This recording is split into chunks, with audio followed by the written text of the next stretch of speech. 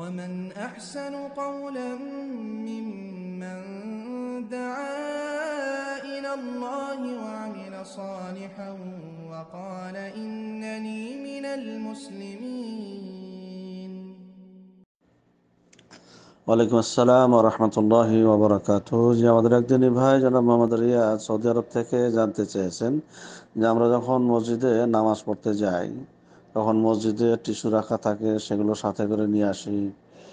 খেজুর রাখা থাকে, সেগুলো সাথে করে নিয়ে আসি। পানি, তো এগুলোকে নিয়ে আসাটা ঠিক হবে? সেই বিষয়ে তিনি জানতে চেয়েছেন। আলহামদুলিল্লাহ ওয়াহদা ওয়া সালাতু ওয়া সালামু আলা রাসূলিল্লাহ আম্মা বা'দ। জি সম্মানিত ভাই, এ বিষয়ে ওলামারা বিভিন্ন সময়ে বিভিন্ন ফতোয়া দিয়ে থাকেন। তার মধ্যে বিশেষ করে ফতোয়া হলো এই যে মসজিদে যখন কেউ কোনো বস্তু দান করে সেটা এক প্রকার ওয়াকফ হয়ে যায়। তাই সেখানে যেমন মসজিদে গেল, সে পানি রাখা আছে সেটা পান করার জন্য, বাড়িতে নিয়ে আসার জন্য না।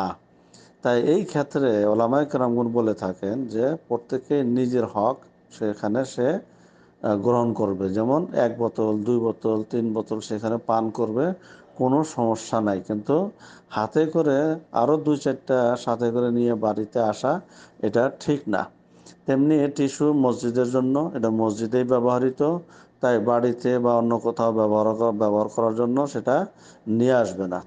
বাকি থাকলো খেজুর, খেজুরটা নিয়ে যাওয়ার জন্যই দিয়ে থাকে মানুষ, যে মানুষ বাড়িতে নিয়ে গিয়ে ইফতারি করবে, এই জন্যই খেজুর মসজিদে দিয়ে থাকে। তাই খেজুর নিয়ে যেতে কোনো সমস্যা নাই। কিন্তু এর বাহিরে যেমন মসজিদে কোরআন মজিদ রাখা আছে, মসজিদে পানি রাখা আছে, মসজিদে টিস্যু রাখা আছে, সেখানে প্রয়োজনে মসজিদে বসে কোরআন মজিদ তেলাওয়াত করবে।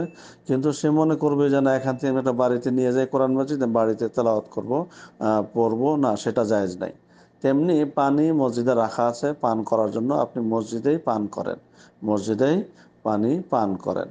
তবে দেনেওয়ালা ব্যক্তি, যে ব্যক্তি পানি মসজিদে দান করেছেন, তার পক্ষ থেকে যদি ছুট থাকে যে নিয়ে যেতে পারে, তাহলে কোনো সমস্যা নেই। তবে উত্তম হলো মসজিদে প্রয়োজন হিসাবে পানি পান করবে, সাথে করে নিয়ে যাবে না, এটাই হলো উত্তম। তেমনি টিস্যুও সাথে করে নিয়ে আসবে না, মসজিদের মধ্যে প্রয়োজনে ব্যবহার করবে।